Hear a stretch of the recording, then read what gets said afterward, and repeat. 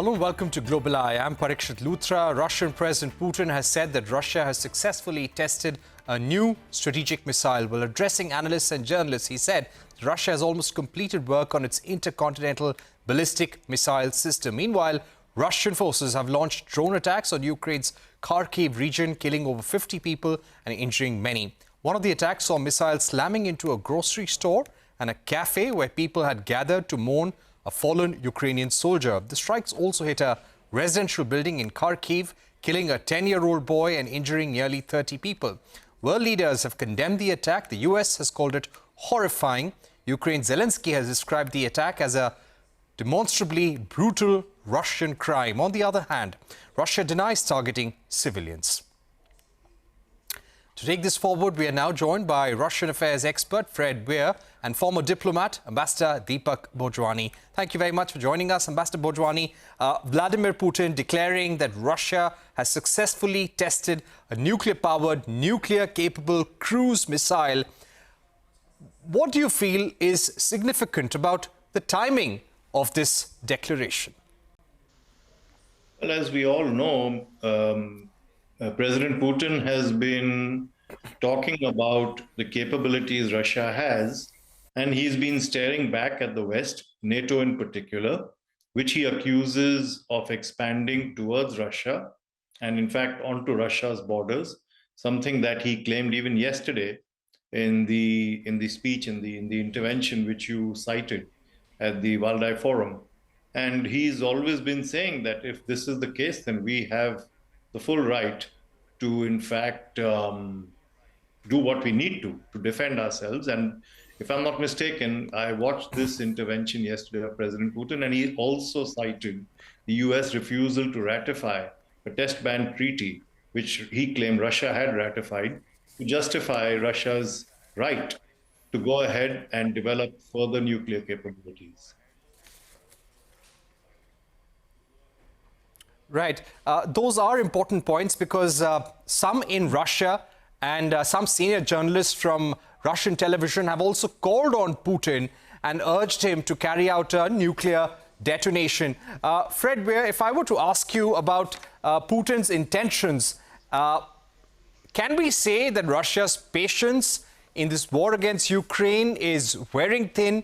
What, according to you, were Putin's intentions when he made these claims?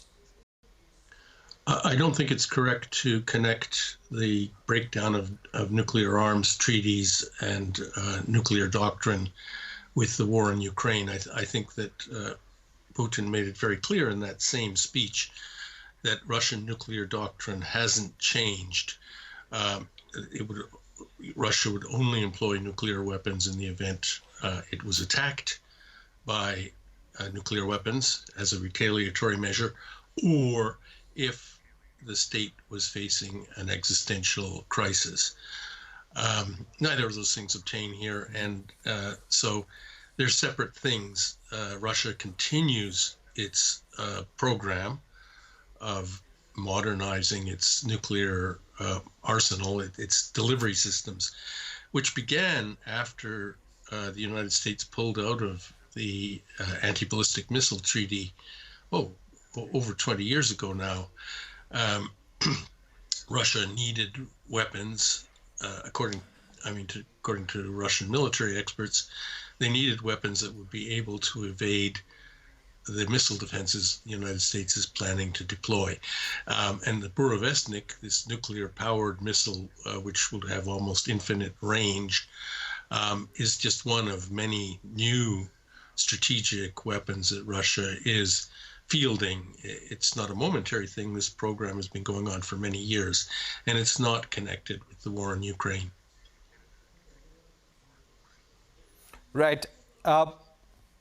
Ambassador Bhojwani, he also mentioned that it is possible for the Russian parliament to revoke the ratification of the nuclear test ban treaty. You also mentioned that. How do you think the West, the United States, the UK, the European Union are likely to respond to his claims? Well, I can't guess what the West and the US in particular would do, but I believe there is an attempt to pin Russia down to its commitment that it will not use nuclear weapons, this commitment was in a way acknowledged in the G20 declaration, where all the G20 countries, including Russia, said that a nuclear war should not be fought and will never be. So I don't believe, my personal belief is that Russia will not ever use nuclear weapons. And I believe Mr. Weir has just stated that they haven't changed their nuclear doctrine. So the fact of the matter is that this is posturing to some extent, obviously, because a lot of this is also what public opinion will eventually arrive at. And while the reality on the ground may be very different, I think it's this kind of thing about the nuclear posturing is not relevant to the Ukraine war. Right. So you're saying it's not relevant to the nuclear war at all, to the Ukraine war at all. But Fred, if I were to come back to you, if we discuss this latest attack that has taken place in Ukraine, where 51 people have been killed because of the Russian missile strike, how do you think the Russian action could intensify in the days to come? And what's really different this time around in this missile strike? I think it's kind of bombarding of Ukrainian cities and infrastructure targets has been going on for a long time. There have been some terrible tragedies. There always is in war. There's no such thing as surgical strikes. Perhaps this is one of them. The Russians do claim that they actually hit an underground target in the middle of the road between those buildings. I don't know. I'm not an expert on any of these things, but of course the war is ongoing and it's been punctuated by these kind of civilian tragedies since it began, a year and a half ago, and it is horrifying and monstrous. I mean, I have no words for it, but I don't think anything new is visible in this picture. All right, so you're saying that there's nothing new in the Russian strategy per se. How do you see the Russian offensive against Ukraine, Ambassador Bhojwani, moving from here? Are you going to see it intensifying? Do you think yesterday when he was speaking to analysts, was there a message for the West there? Well, the only message which I found interesting, apart from, of course, the usual sort of posture that Putin has adopted, is that he did mention in response to a question, I forget from whom it was, that Odessa is Russian. Now, Odessa has been so far left out of the Russian push to the south and east of Ukraine. But to answer your question, my view is that I think the Russians will try and hold on to what gains they have made. The Crimea is nowhere near being returned, ceded, or even acknowledged as non-Russian territory. I believe that now that Russia, the last year, I believe it was, that Russia sort of annexed the eastern part of Ukraine, which it has taken physically as part of Russia. I don't believe they will give that up either. I would be surprised if Russia tried to push further. President Putin obviously knows his limitations. And it seems obvious to the rest of the world also. So I don't think he'll try and push any further, but who knows? I really can't read no one can read Mr. Putin's mind. So we really don't know what will happen. But for now, the way I see it is that the West is backing Ukraine to such an extent in terms of arms, in terms of money, in terms of almost all the kinds of support that Ukraine can expect. It's the Ukrainians who will be pushing, and the Russians, I think, are going to try and hold the line. Right. Fred, coming back to you, would you like to respond to what Ambassador Bhojwani said? And just coming back to nuclear once again, we've also been reading reports how Russia has completed work on an intercontinental ballistic missile system which is capable of carrying at least 10 nuclear warheads on each missile. As you rightly said, Putin has said there is no change in their nuclear doctrine. They don't see any possibility of use of nuclear weapons in future. But at this juncture, what is Russia preparing for in case the need arises or things worsen as far as the war goes ahead, or they become desperate? This Burevestnik missile that was just tested is a cruise missile which has, I mean, this is the controversial thing about it, a nuclear power plant. Its propulsion system is nuclear powered, which gives it almost infinite range. But it's a delivery system.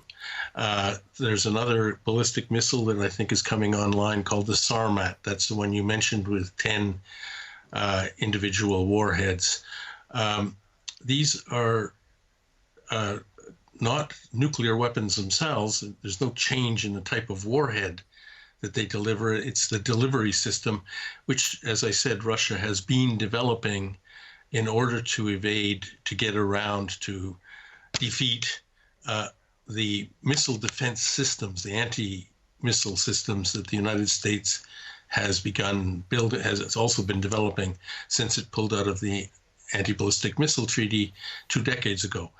That's what that's about. The other moment of confusion here, I think, is about the test ban treaty. It's not about using nuclear weapons, it's about testing them actually in the atmosphere or underground, more likely, as they used to do. They stopped doing all that. And I always thought, I mean, I've heard from experts that you can simulate a nuclear blast on supercomputers just as effectively as actually detonating one. And so there's no reason really to pull out of the test ban treaty other than political showmanship. And I think that's what this is. This is political, telling the Americans, if you're doing this, we're going to do that. It's a pity, because the entire fabric of arms control that was built up during the Cold War is just falling apart, and it's mostly gone now. The test ban treaty is one of the last remaining elements, and I suppose it'll be gone soon too. Right. Thank you very much for joining us, Fred and Ambassador Bhojwani, for that interesting discussion. Let's see what kind of turn this war takes in the days to come. We're heading into a short break, but on the other side, we discuss the trial of FTX founder Sam Bankman-Fried, which is getting increasingly heated, and we'll be discussing this with Daniel Silva of Buchalter Law Firm.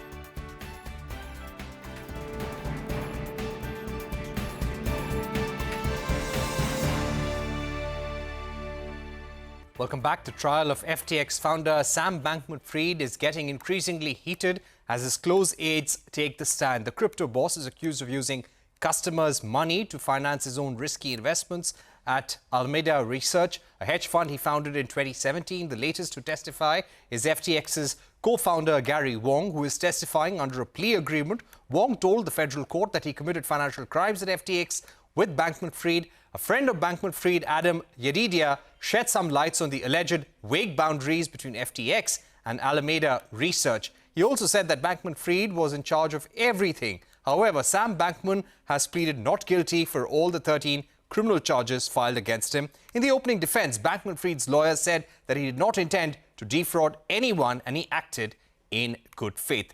To take this discussion forward, I'm joined by Daniel Silva, shareholder at Buchalter Law Firm. Daniel, give us a sense of what the prosecution, what the U.S. state is trying to do in this case, and what is the kind of punishment, the kind of charges they're pushing against Sam Bankman-Fried. Good morning from the West Coast of the United States. The United States' focus is bringing all evidence, witnesses, and arguments to bear against Sam Bankman-Fried to accuse him of fraud. Fraud is, in this case, punishable by 20 years as a maximum sentence. And he's accused of multiple types of fraud, both securities fraud, wire fraud, conspiracy to commit fraud. And that fraud was against not only FTX customers, but also FTX and Alameda Research investors. On top of that, he's also accused of attempting to bribe a Chinese official and also make unlawful campaign donations here in the United States. There's one final charge that is operation of an unlicensed money transmitting business, which is punishable by 5 years. The goal of the United States is, as we've already seen, and at least the tactics as they are bearing out, are to find individuals who worked directly with Sam Bankman-Fried. These are people who, on one end, Mr. Wong, as you mentioned, has already pleaded guilty. The other is an individual who is given immunity by the United States to testify that Sam Bankman-Fried knew of this fraud, coordinated this fraud, and also benefited from this fraud. Right. Daniel, I'd also like to ask you, what will be the implications of this trial for the cryptocurrency industry, not just in US, but do you think it will have ripples on the global cryptocurrency ecosystem? I'm not an economist. I'm not a cryptocurrency expert. I'm just a former prosecutor, and now I'm an attorney. From a cryptocurrency industry-wide perspective, I'm not so sure. I think indirectly this may embolden some individuals to say that cryptocurrency is one giant fraud or scheme. Others will point to the fact that this was just a individual fraud by a group of people who happened to be running a cryptocurrency company. From my perspective, this is more of the latter. This is a fraud committed through the use of cryptocurrency. But in this instance, FTX worked. People could buy and sell and trade and invest in cryptocurrency in a generally adequate, lawful way. The problem, or at least the allegations here, are that the owners of FTX took all the profits that they were making, or maybe not even the profits, but the customers' money who were buying cryptocurrency and doing something unlawful with it. That said, I think the regulatory scrutiny. Oh, go ahead, please. No, please go ahead.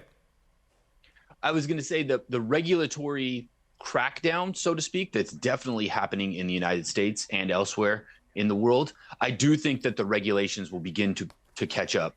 That said, that catching up process was already happening. The SEC here in the United States, the CFTC here in the United States, Europe, various countries in Asia as well, have either been restricting the nature of marketing and selling cryptocurrencies, whether they are deemed commodities or securities, or as we've seen in China, outright bans of cryptocurrency trading. So I think that will accelerate, and I'm not sure that that is a direct consequence of the FTX allegations or trial.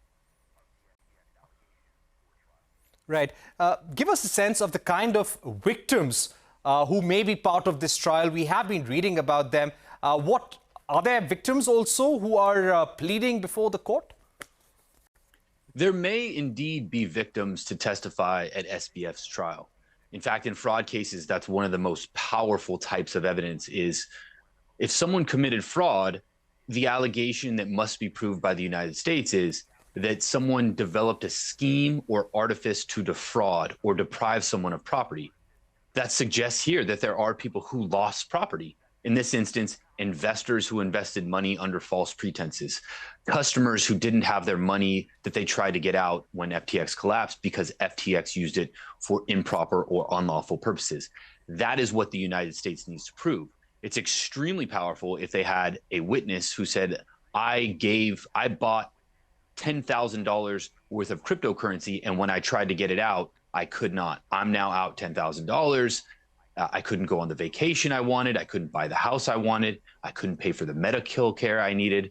All of that is extremely powerful to the jury because the jury in the United States will see that this was a crime that had real impact. More than just doing something wrong, it did something that hurt people. Right. Now, cases like these set important precedents, and this is being termed as one of the biggest financial frauds in U.S. history. What's going to be Sam Bankman-Fried's defense in this case, according to you? Well, we saw in opening statements, and this was always where I thought SBF was going, is that he was a genius, aloof savant who was more focused on generating income and generating investment, because he was the one who developed Alameda Research as an algorithmic trading firm that was profitable. He then, with his colleagues, opened FTX. FTX was this trading hub that was massively, massively profitable and took enormous market share almost immediately. From the stories that have come out and been reported in the media, it suggests that his best defense, and there was some allusion to this in his opening statement by his attorney, that he was above it all, that he was the one who understood the technology behind it and the value proposition of the business. But that does not necessarily mean that he was the guy moving the money in an unlawful way. He was not the one telling the lies as alleged to investors or customers. He was the person who was the face of the company, and he was not the operator of the company. In contrast to that, this is why, starting with two witnesses who were there from the very beginning of Alameda Research and FTX, who were testifying that Sam Bankman-Fried knew everything that they were doing, he supported it, and he was generally in line with them to commit this fraud, it's going to be very difficult for that defense that SBS has to prevail. Right. And my final question would be, from the collapse of FTX, $8 billion going missing, what are some of the cues that countries around the world should take from this example of Sam Bankman-Fried and the FTX collapse, according to you? The biggest dangers, if you were to highlight. The biggest danger is that there is a massive cryptocurrency platform, issuer of cryptocurrencies, or some type of trading firm that is not protecting customers' funds. Previously at the Department of Justice here in the United States, I prosecuted a cryptocurrency scheme under the BitConnect coin. And it was very similar in this instance in that there was money moving back and forth to buy cryptocurrencies, but there was no protection set out for the people who were buying, selling, holding, or lending that cryptocurrency. From my perspective, the biggest takeaway is that governments around the world want to protect individual citizens. That is a foundational purpose of governments around the world, is to protect the citizens of that country. Here, if a company can allegedly just walk away with $8 billion worth of cryptocurrency or other people's money in an unlawful or deceptive way, then the government is not doing its job of protecting people and protecting their money. The consequence I see is investor beware, buyer of cryptocurrencies beware, and that governments may take a much harder look on trading firms and cryptocurrency marketing and trading platforms. All right, Daniel Silva, thank you very much for joining us on the program, telling us about the importance and the global importance of the Sam Bankman-Fried trial in the US. Thanks once again for being with us. With that, we come to the end of our show, Global Eye. Thank you for watching, and goodbye.